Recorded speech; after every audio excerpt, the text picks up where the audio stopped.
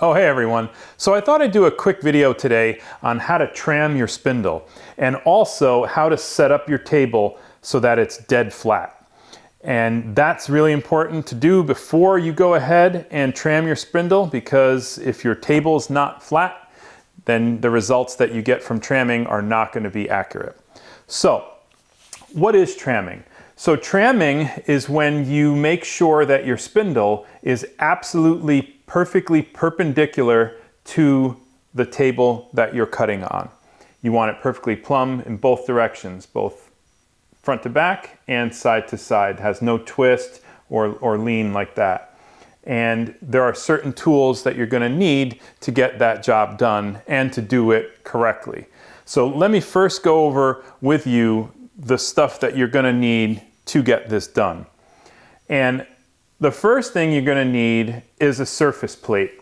I highly recommend using a surface plate like I have here, which is made out of granite. This is precision ground. It is made for measuring off of. It is extremely accurate. I know out there a lot of people use plate glass. I can't recommend using plate glass. It is not precision ground.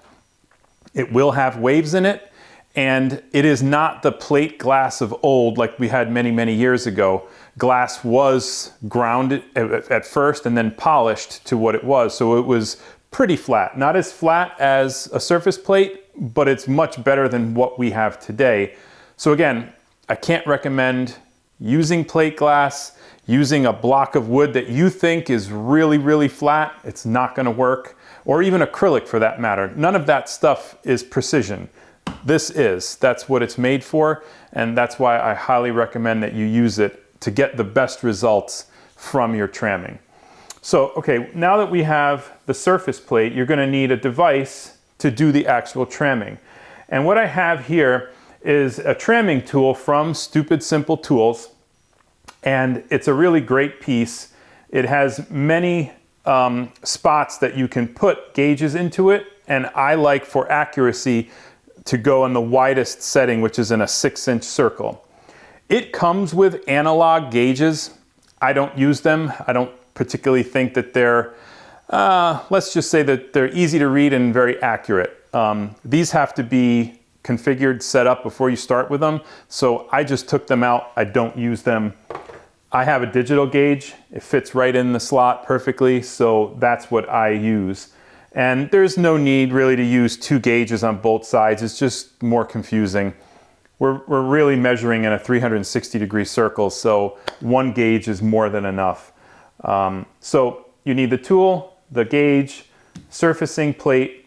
You're gonna need as well a brass shim stock, which I picked up off of Amazon. It comes in multiple thicknesses as a kit, so you'll have what you need to do your shimming, which I will go over as we get into it.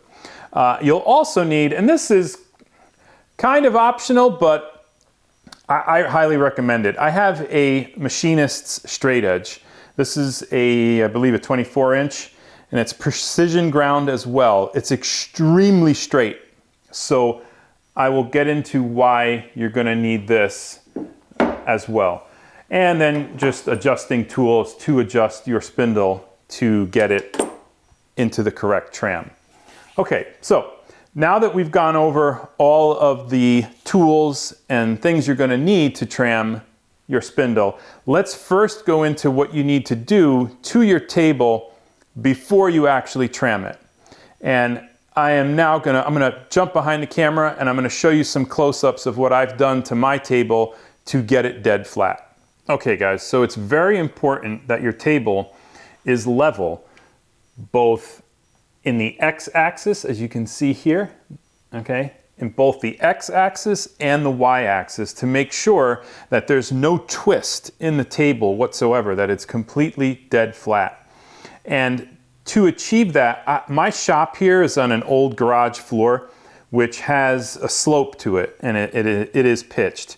So to get my machine flat, I fabbed up a leveling leg that goes on every corner of the machine, and I can adjust the height of my table so that I can get it absolutely dead level in each direction.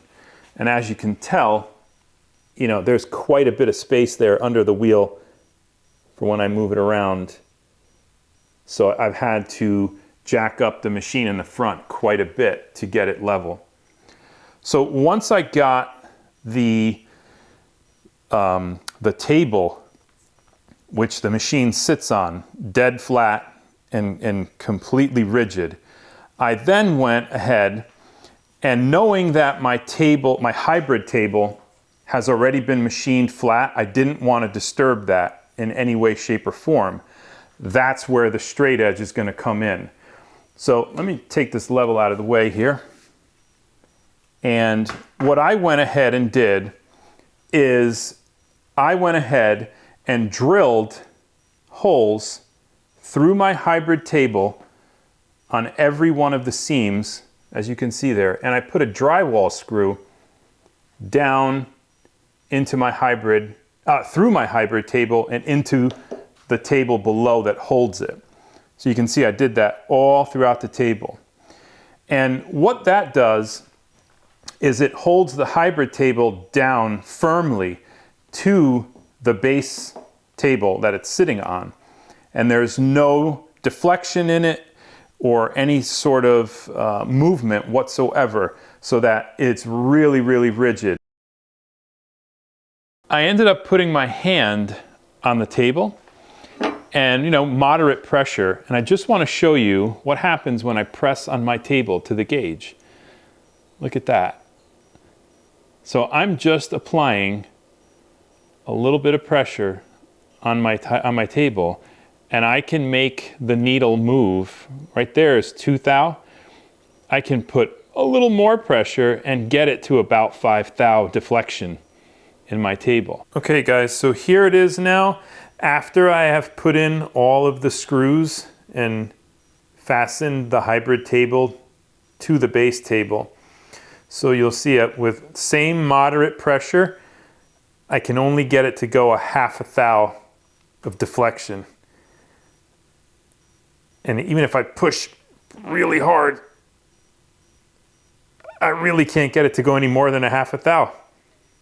Before I was getting anywhere from 5, and even off camera I got it to go up to 8 thou of deflection before I put the screws in. So you can see that dramatically improved the rigidity. There I got it to about 1 thou. So that's a really good reason to screw your hybrid table down and make it really, really rigid. So that I didn't disturb, you know, the machining I already had done on the spoil board, is that I use this machinist straight edge, and I can slide it back and forth, and I can check under it to make sure that there's no gaps whatsoever. And even using those brass shims like a feeler gauge, they go all the way down to, I think, like a 1/2 thou. So, you know, they're really, really fine. And I trued up each and every single one by adjusting the screws just to make sure that I didn't influence what I had already machined here. So once you have that established and you know that your hybrid table surface, the spoil board, is completely dead flat and level in both the X and the Y directions, then you're ready to begin tramming. All right, so let me put the camera back on the stand and I will show you how we tram it. Okay, so I just want to show you that I have taken the tool, and I bought the one with the 1/2 inch shaft on it, and I've inserted it into the spindle and I've tightened it down, and I brought the spindle over to the center of the surface plate, and this way I get nice even rotation on it, and it just covers the surface of the plate evenly. So I've also brought the spindle down so that the gauge is just starting to engage and push up on the needle ever so slightly. So I have some pressure on it already. And if I turn on the spindle, I hope you can see that there. we are already at 0 on the spindle. I'll zoom in so that you guys can see this here. So I am already at 0. There we go. And we know that this is at 0. We know that everything is dead flat. So we just rotate the tool, and you're going to check it in quadrants. So you're checking it here, here, here, and here as you rotate it. Now, I also know that my spindle is a little bit out from front to back. As you can see there, I am positive 1 thou that it is pressing up on the needle there. So that will have to be adjusted. Now I'll turn the spindle again. So we know we're 0 here, we're 1 thou here. I'll rotate it another turn there. And now, okay, so I've gone to the back of the machine here so you can see the gauge. And now you'll see that in the x-axis, I'm still at 0. So from one side to the other, it is perfectly even along the x-axis. Okay, so I will now rotate it again. And you'll see that we are negative 1 thou. So in the front, we were positive 1,000th. Now we're negative 1,000. So I have to do some adjusting to it in the y-axis, not the x-axis. Okay, so now that we know that it's out in the y-axis, how do you adjust it? Well, let me show you that. So on my Shapeoko 5 Pro, and you know, machines are similar, but they're not identical. So for whatever machine you might have, it might be a little bit different, but the principle is the same. So my spindle mounts to the z-axis with, this is the mounting block that holds it in place, and it's held in place by 1, 2, 3, 4 screws. If you loosen those screws up just a little bit, not enough that it actually will drop or anything like that, but just snug so that you can still kind of twist it with your hand. You can adjust for the x-axis if you had to by loosening them up and then twisting it either which way you need to, very, very minutely, and you'll get that reading to come in. This is a tedious process, and it takes a lot of patience, you know, to make an adjustment, tighten it up, check it again. It might be off. You might have to come back, you know, do it. It might take 5, 10 times. So, you know, don't expect this to happen really quickly. Set aside maybe an hour to do this and just be really patient. The results will pay off. So I can't stress that enough. So again, to adjust the x-axis, it's simply loosen these up and twist it whichever way and then retighten it once you have that adjustment. Now, for the y-axis, you can adjust it here, and that's where the shim stock comes into place. Once you've loosened these up, depending where you need to put the shim stock, whether it be on the bottom or the top to get the required lean, let's say, whether the machine comes back or backward or forward, it will depend on where you put the shim. And the shim would go back here, okay, either there or there behind this plate, and you would simply tighten it up once you have the shim behind it. Now, I've also gone ahead before, only because I had also shimmed mine from back here, and I removed the mounting plate initially, and as you can see, I have a really small shim already in place there, but as it turns out, it's not enough. I need ever so slightly a little more. I had originally, when I bought this machine, Just to set it up, I had done it with a machinist's square, and I got it pretty close, but again, as you can see, it's about 1 thou or so out. So the real way to do it is with these gauges, and it comes out really, really accurate. So again, you can either put the shim back here on the mounting plate, or you could take this off and you would put one either here or here behind these bolts. It's a lot harder to do it from here.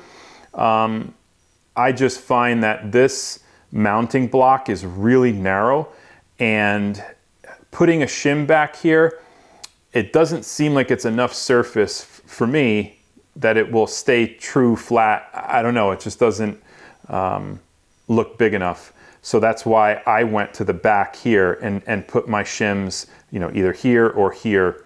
It's a larger area, and it will hold true a lot better, it seemed to me. So that's how you would get the adjustment that you need to correct for the tramming. And once you have it zeroed out, you know, in both the X and the Y axis, you're done. There's really nothing else that needs to be done. The machine will be true, and you'll be cutting flat on any of the projects that you're working on. And also, you know, you're going to have to check this periodically, just to make sure in case, you know, something moved, bumped out of play, you know, or whatever. I use it especially because I lifted my machine 3 inches, depending on the cut that I'm doing, I constantly move my spindle up and down, you know, maybe 3/4 of an inch or so. That's about all I ever have to move it. And I check it to make sure that when I do move it, I don't bump it out of tram. And so far it hasn't. It stays true every time that I adjust it, and so on and so forth. So that is pretty cool that I don't have to, you know, constantly make adjustments to it. Because for me, you know, like I said, to get down to the bottom of the table, I use longer bits now. And sometimes if I have to with a really short bit, I have to lower the spindle down to get it to come down to the table. And again, no issues with that whatsoever. It doesn't go out of tram. So that's it. It's really simple. And what makes it simple is having the right tools. This will, you know, certainly make your life easier using the surface plate, especially this tramming tool from Stupid Simple Tools. There's others that are out there. They're all similar to this. And I highly recommend getting a digital gauge. I don't like the analog ones. They're just hard to work with. This is much easier to read, and it's instantaneous. You know, you see it right then and there. You know how to adjust for it. Again, you're going to need the brass shim stock, really important to do the shimming. And again, making sure that your table is perfectly dead flat is essential to getting a really consistent reading. And I cannot stress enough, get one of these surfacing plates. They're not really expensive. You'll appreciate it. You know, I also sharpen my chisels on this. I put sandpaper on it. I coat it with water and then stick really, really fine sandpapers to it, and I can hone my chisels down with it. It's fantastic. That's why you see some of the little dull in certain areas. That's what it's from. But if you're in the, you know, if you have a CNC or you do woodworking, it's a vital thing to have, and you won't go wrong buying it.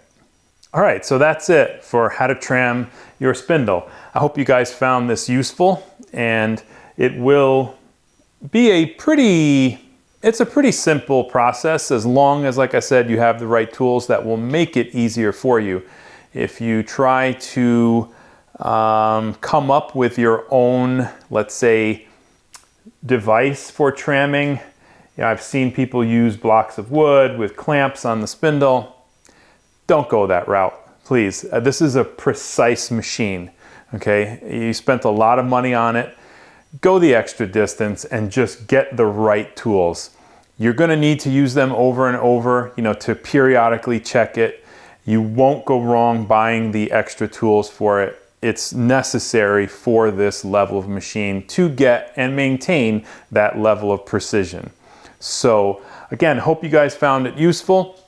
If you did, please be sure to give me a thumbs up, hit the subscribe button, and we'll see you guys on the next one.